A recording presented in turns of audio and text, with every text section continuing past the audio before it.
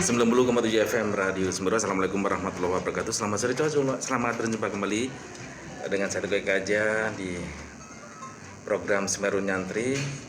Seperti biasa kita bersama guru kita Ustadz Ahmad Said Al-Qadiri, yang tentunya pada sore hari ini kita akan bahas tafsir surat At-Taubah ayat 34-35. Langsung kita sapa guru kita. Dan sebelumnya saya informasikan bagi Anda yang mau bergabung silakan nanti di jalur telepon di 0334883555 atau di 082257931555. Jika Anda ingin sekedar menyapa atau bertanya, bisa juga lewat SMS atau di WA di 081361495555. Langsung kita sapa guru kita. Assalamualaikum Ustadz. Waalaikumsalam. Oke. Baik. Bagaimana? Mungkin cek sound dulu ini Ustaz. Tes. Oke. Tadi sempat belum terdengar. Oke Ustaz, kita akan bahas tafsir surat At-Taubah ayat 34-35 Ustaz. Insyaallah. Oke, monggo Ustaz. Assalamualaikum warahmatullahi wabarakatuh. Waalaikumsalam warahmatullahi wabarakatuh. A'udzu billahi minasyaitonir rajim. Bismillahirrahmanirrahim. Alhamdulillahilladzi la ilaha illa huwal ahadus samad. Alladzi lam yalid wa lam yulad wa lam yakul lahu kufuwan ahad. Wa ilahukum ilahu wahid. La ilaha illa huwar rahmanur rahim. Allahu la ilaha illa huwal hayyul qayyum. Asyhadu an la ilaha illallah wahdahu la syarika lah. Syahadatan tunji qailuha min azabin nar. Wa ashhadu anna Muhammadan abduhu wa rasuluh la nabiyya ba'dah. Allahumma salli wa sallim wa barik ala habibina syafi'ina sayyidina nabiyyina Muhammad wa ala alihi wa ashabihi wa man tabi'ahu bi ihsani ila yaumiddin. Amma ba'd. Fa inna ahsanal kalami kalamullah wa khairal hadyi hadyu Muhammadin sallallahu alaihi wasallam wa syarrul umuri muhdatsatuha wa kullu muhdatsatin bid'ah. Pendengar pecinta suara Semeru, terutama adalah acara Semeru Nyantri, marhaban wa ahlan wa sahlan bikum. Mudah-mudahanlah kita dalam keadaan ampunan dan sehat hidayah Allah. Pendengar, marilah langsung aja kita ngaji, yaitu surat At-Taubah atau Baro'ah 34 dan 35. A'udzu billahi minasyaitonir rajim. Ya ayyuhalladzina amanu inna katsiran minal ahbari war ruhbani la ya'kuluna amwalan nasi bil batil wa yasudduna an sabilillah. Walladzina yaknizuna adh-dhahaba wal fiddata wa la yunfikunaha fi sabilillah fabashshirhum bi'adzabin alim. Yauma yuhma 'alaiha fi nari jahannam fatuqwa biha jibauhum wa junubuhum wa dhuhuruhum hadza ma kanastum li anfusikum fadhuqu ma kuntum taknizun.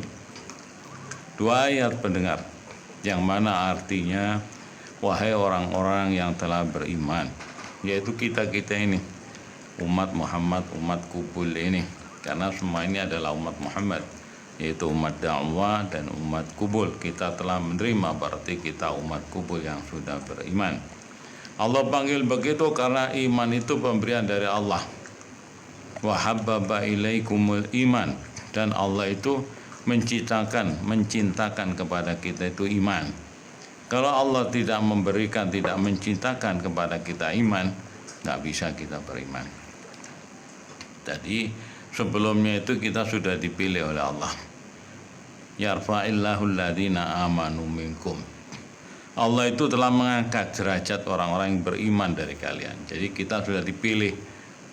Wa habbaba ilaikumul iman, diangkat oleh Allah melebihi daripada yang lainnya.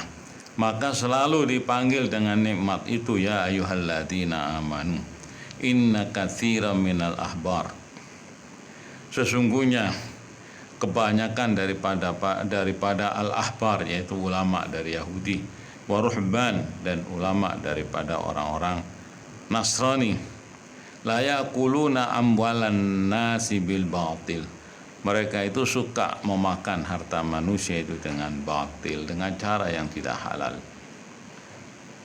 Ini adalah merupakan suatu mau'izah bagi kita, mau'izah yang sangat mahal agar kita tidak menyerupai mereka itu.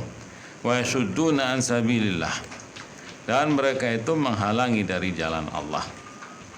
Walladzina yaknizuna adz-dzahaba wal fiddah, dan orang-orang yang menimbun emas dan perak, wala yunfikunaha fi sabilillah, dan mereka itu tidak mensodakokan pada jalan Allah, fabashshirhum bi'adzabin alim, maka beritakanlah gembira bagi mereka, ini azab sebetulnya itu yang sangat pedih, yaitu azab yauma yuhma 'alaiha fi nari jahannam, pada hari yang harta itu akan dipanggang oleh Allah di atas neraka jahanam, fatuqwa biha jibauhum wa junubuhum wa dhuhuruhum, maka setelah menjadi setrikah dari neraka jahanam harta tadi itu, fatuqwa biha, disetrikakan dengannya itu, jibauhum, kening mereka lebih dulu, wa junubuhum, dan punggung mereka, wa dhuhuruhum,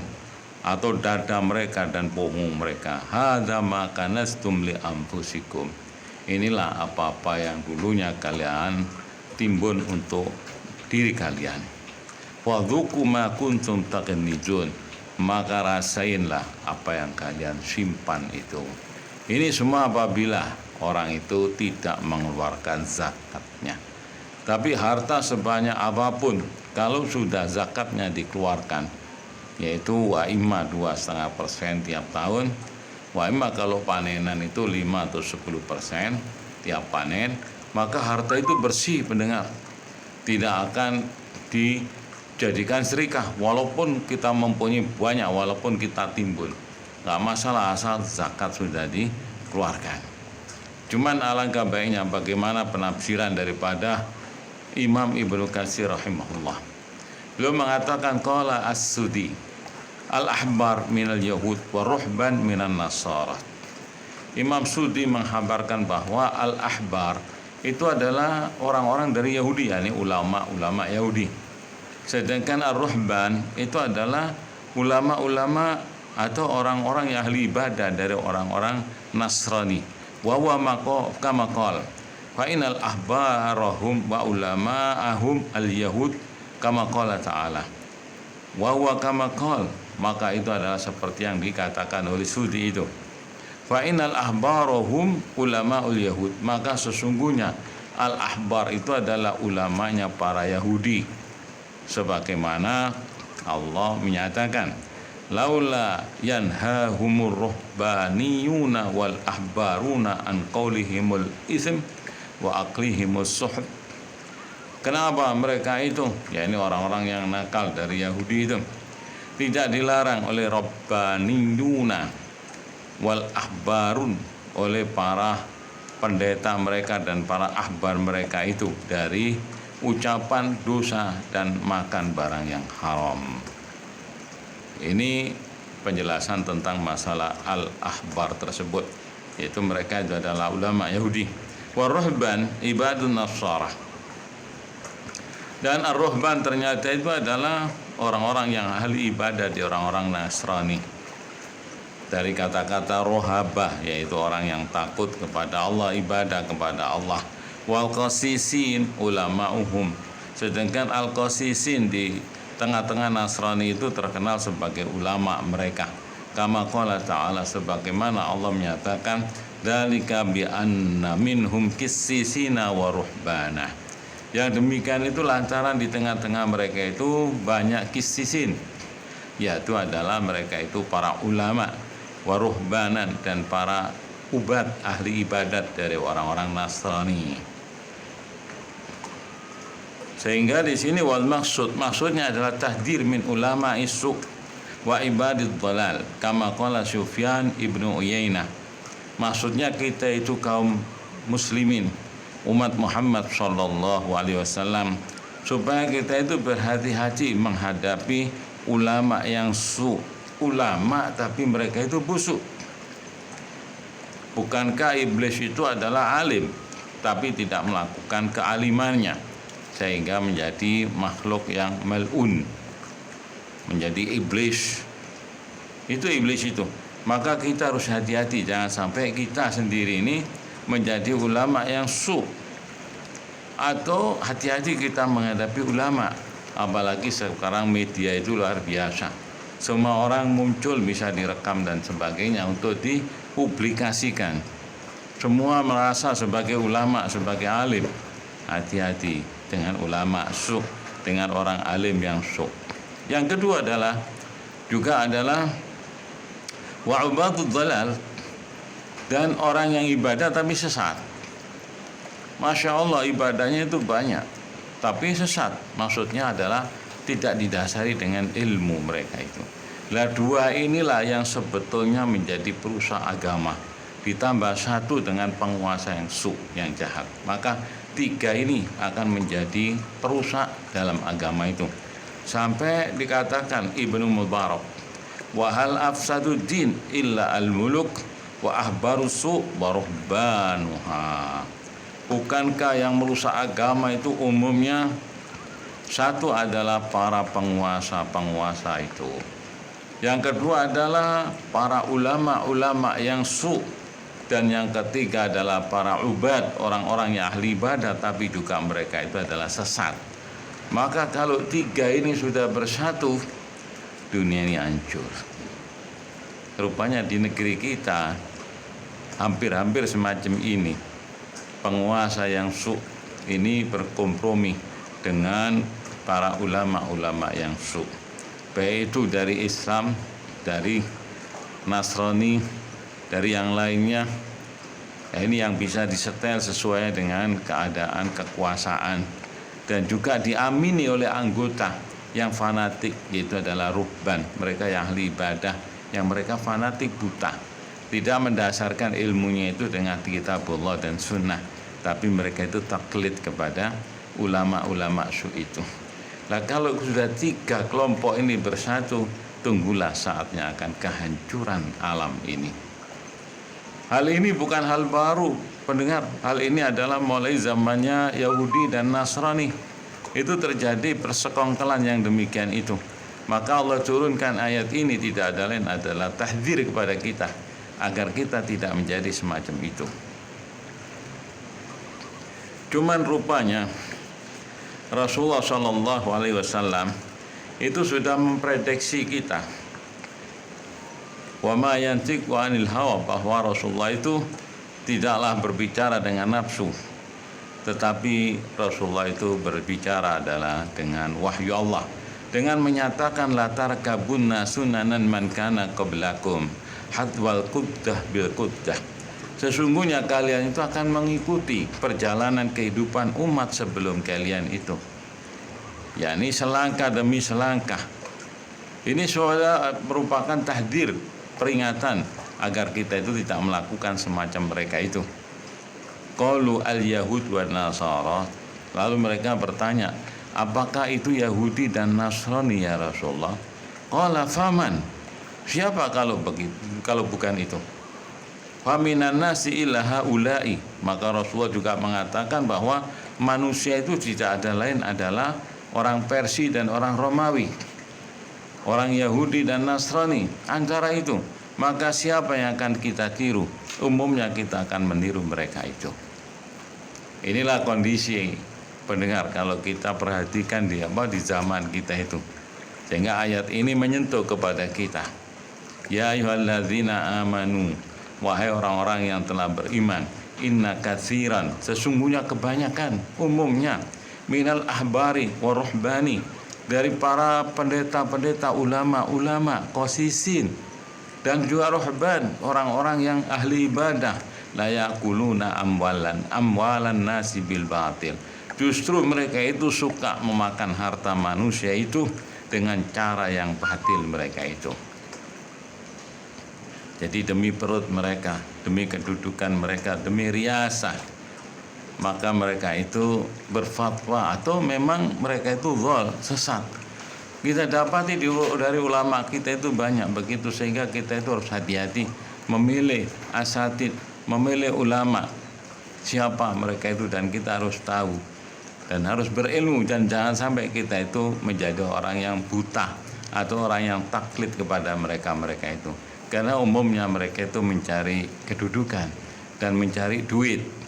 Maka ulama yang paling busuk itu menjadikan din ini sebagai alat untuk membeli dunia. Tapi yang benar, dunia itu untuk mendapatkan akhirat, bukan dibalik. Maka di ayat ini mereka itu suka makan harta manusia dengan cara yang batil, wa yasudduna an sabilillah. Dan mereka itu menghalangi daripada jalan Allah. Loh, kenapa mereka menghalangi begitu? Padahal ulama katanya tidak ada lain karena kalau tahu kedok mereka itu, mereka nggak laku. Orang tidak akan menghormati, orang tidak akan mencium tangannya. Maka mereka itu berbungkus dengan bungkus yang palsu, musang yang berbulu ayam, atau preman yang berjubah, preman yang bersurban. Nah, ini yang bahaya. Kita anggap mereka itu adalah merupakan orang yang alim, padahal mereka itu preman, menggunakan alat-alat ibadah itu, dan ibadatnya juga adalah untuk mencari kanjun, mencari harta, menumpuk kekayaan, memeras kepada bawahnya. Ini perbuatan Yahudi dan juga Nasrani. Makanya mereka itu tidak mau kepada Islam. Padahal mereka tahu kalau Muhammad alaihi salatu wassalam itu adalah nabi yang terakhir, karena sudah maktub di dalam Taurat dan Injil mereka itu. Cuman kalau ini dibiarkan, nanti riasa kekuasaan dan sebagainya itu akan pindah kepada yang lainnya.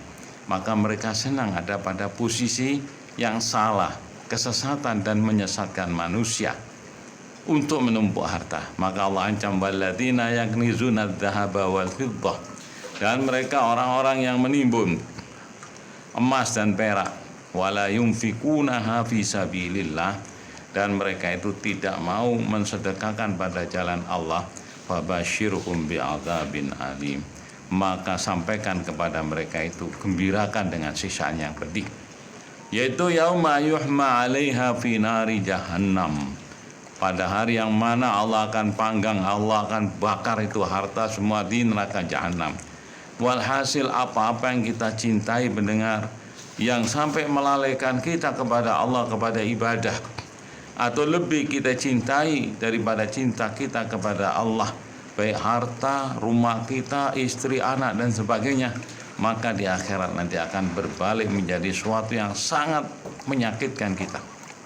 Harta yang begitu dicintai oleh mereka, sampai-sampai mereka menjual din untuk mendapatkan harta, mendapatkan kedudukan, ternyata akhirnya oleh Allah dipanggang, dibakar di atas api neraka jahanam, dijadikan setrika, lalu fatukwa biha jibauhum, maka disetrikakan dengan harta tadi, dengan setrika tadi itu, yaitu pada muka mereka ini. Para ulama mengatakan, kenapa kok didahulukan muka mereka? Karena biasanya umumnya mereka itu kalau sudah harta banyak dan mereka tidak mensedekahkan harta itu, kalau ada orang fuqara datang, muka ini akan jengkerut. Dia tahu kalau mereka itu pasti akan meminta harta kepada dia. Lalu juga begitu, wa junubuhum wa dhuhuruhum, dan juga junubuhum, yaitu dada mereka, karena juga mereka berpaling, wa dhuhuruhum, dan punggung mereka. Hadza ma kanastum li anfusikum, ini adalah apa yang kalian simpan untuk diri kalian. Umar bin Khattab mengatakan, harta yang disimpan, baik itu ada di bawah 7 petala bumi, tapi kalau sudah dikeluarkan zakatnya, maka itu bukan kanzun. Harta yang tidak disimpan tapi tidak dikeluarkan zakatnya, maka itu namanya adalah kanzun. Iyadzubillah. Jadi kalau sudah dizakati sudah selesai. Fadzuqu ma kuntum taknizun, maka rasainlah apa yang kalian simpan itu. Itulah sekedar tafsir dari Ibnu Katsir yang belum membawakan ahadits bermacam-macam tentang hal itu. Cuma kita ambil tadi sedikit saja. Dan mudah-mudahan ini menjadi peringatan bagi saya dan juga pendengar. Jangan sampai kita itu kalau menjadi ulama, jangan menjadi ulama yang su'. Kalau menjadi orang yang alim, jangan menjadi orang alim yang su'. Kalau kita itu menjadi orang yang ibadah, ruhban, ahli ibadah, jangan sesat, harus berdasarkan ilmu.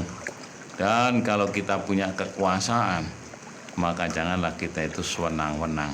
Nah, tiga ini adalah merupakan suatu kompromi yang sudah terjadi di zaman dahulu yang merusakkan kepada agama Allah. Dan hal ini diprediksi oleh Rasulullah akan terjadi di umat ini. Sehingga kalau kita lihat gerak-gerik keadaan zaman kita ini, rupanya betul-betul antara penguasa, umara, dan ulama yang su' dan para ahli ibadah yang mereka itu tidak didasari agama. Mereka itu telah bersekongkol untuk merusak agama Allah ini. Inilah peringatan yang keras bagi kita pendengar. Mudah-mudahan Allah selamatkan dan Allah kembalikan kita ini semua menjadi orang-orang yang baik, yang lurus, yang jujur, dan ibadat dengan baik kepada Allah. Sampai di sini mungkin ada yang tanyakan, monggo. Iya. Ciri-ciri untuk ulama yang su' itu gimana, Ustaz? Ya. Apa kira-kira ciri-ciri daripada ulama yang su'? Yang mungkin bisa kita akan hindari biar kita tidak takluk kepada beliau. Ulama yang su' itu adalah ulama yang tidak berpijak kepada kitabullah dan sunnah Nabi dengan sebenar-benarnya. Tapi mengedepankan mereka itu adalah pendapat dan duit dan lain-lainnya. Itulah ulama yang su' itu. Dan mereka itu menentang kebenaran. Bukan tidak tahu, mereka itu tahu tapi tidak mau kepada kebenaran. Itu bagaikan Yahudi itu. Ya. Begitu. Kemudian ada yang bernama Yuni. Assalamualaikum Ustaz. Saya mau tanya ini di WA. Apa hukumnya di Islam bila orang kaya memandang rendah orang miskin? Apa amal ibadahnya diterima oleh Allah, katanya. Ya, siapa nih, Mbak Yuni yang ada di mana ini? Mbak Yuni pokoknya ini, Pak. Iya. Ya Mbak Yun, memang Allah menyatakan inna akramakum indallahi atqakum. Sesungguhnya yang paling mulia di sisi Allah itu adalah orang yang paling takwa. Tapi di sisi manusia itu ya orang yang punya kedudukan dan punya harta. Itu orang yang terpandang di sisi manusia. Kecuali yang mandang itu orang yang takwa, orang yang beriman haqqan. Nah, kita ini mungkin masih muslim, masih belum iman yang haqqan, sehingga kadang-kadang kita itu senang kepada orang yang kaya dan kita kurang